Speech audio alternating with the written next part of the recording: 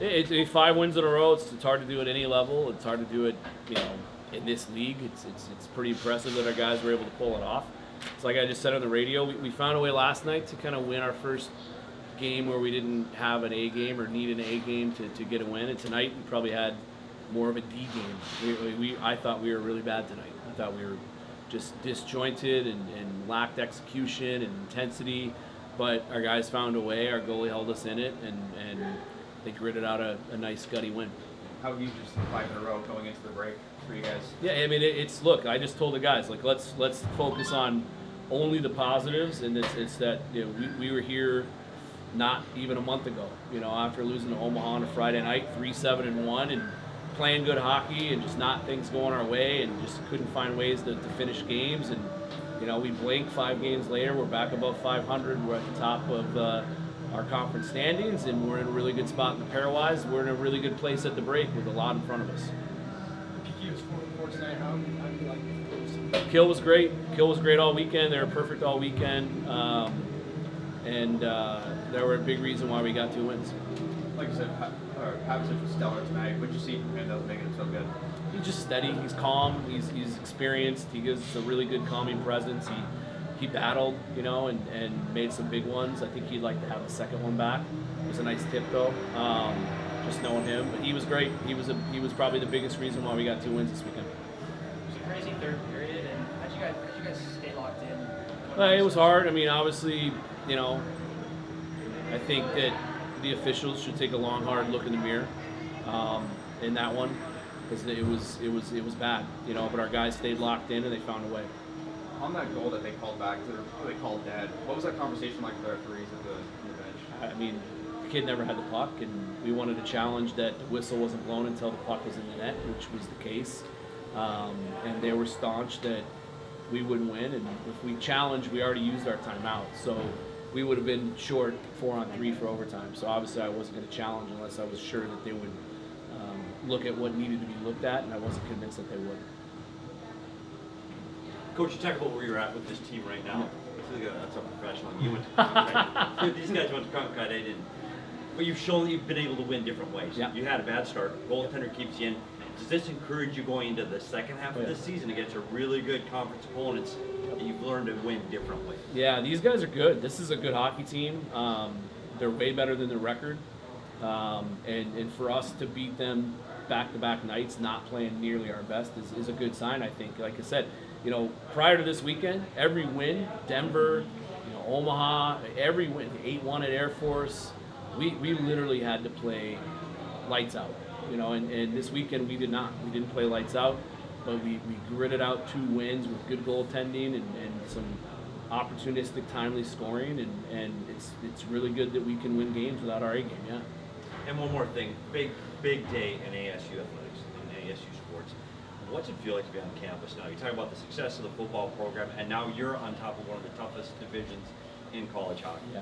Yeah, it's awesome, and we're happy to be contributing in a positive way, and we want to keep doing that. And Kenny and football have set the momentum, and now we're all riding it. And volleyball, did volleyball win tonight? They're still playing. Oh, they're still playing? Okay. So hopefully they get one tonight and go to the Sweet 16. Bobby's off to an incredible start in basketball. It's a great time to be a Sun Devil. What's going to be the mindset going into the holiday break? Winning back-to-back Yeah. sweeps. It's just great feeling. Really, nothing else to say about it. Just as you guys know, we struggled at the beginning of the season, finding ways to win games, and now we're finding ways to keep winning games. So we're not losing anymore, obviously, which is fantastic, and it's a great feeling to go into the break and have that momentum. After that second goal, how'd you kind of regain focus between plays? Like any goal, just take a quick squirt of my water, reset, kind of quick 5 seconds what you could have done better, and get ready for the next shot. Duluth was firing on all cylinders tonight, especially early on. Yeah. Facing a lot of shots, how were you able to keep focus and make some big saves? I mean, my mentality is just next shot every single time, whether I let in a goal or make a save, cover the puck for a whistle. It's just kind of the same routine stuff. A lot of as a goalie, you're just by yourself in the back, so it's a lot of mental game, and you just got to stay dialed in. After that goal went in overtime, you and Gibson over were pretty fired What's your dynamic been like with him throughout this stretch of starting? Yeah, it's been great, and he's been a great teammate. It's not easy, just because I know he wants to play, and if I was in his position, I'd be feeling the same way. You want to get out there and play, and but he's been nothing but a great teammate, friend, it's all you can ask for, because then it makes you feel better, and helps you in the games. With this win, your confidence is clearly high. Going into this break, where are you at mentally, and where's the rest of this group? For myself, I want to stay where I'm at. I'm gonna go home for a few days, enjoy some time with my family at home, see my brothers, and but I'm always gonna be working every day. It might not be skating, but lifting, keeping the body right, and I know these guys will be doing the same thing. But it's obviously nice to get away from hockey for a little bit, kind of get a reset, because our lives isn't all hockey. We have families and stuff, and it is nice to get out there and do that, and it'll be a good time. You have that second goal, the goalie interference call. You make the challenge, and as a goaltender in that situation, I'm sure you're incredibly frustrated and agitated. How you be able to get calm back down and get ready to continue to play the rest of the game? Chase Ham actually kind of helped me out. He's like, no matter what, dude, just be dialed in, get ready for the next shot, because you let your emotions get too high, then that's when you start, failing, I guess you could say.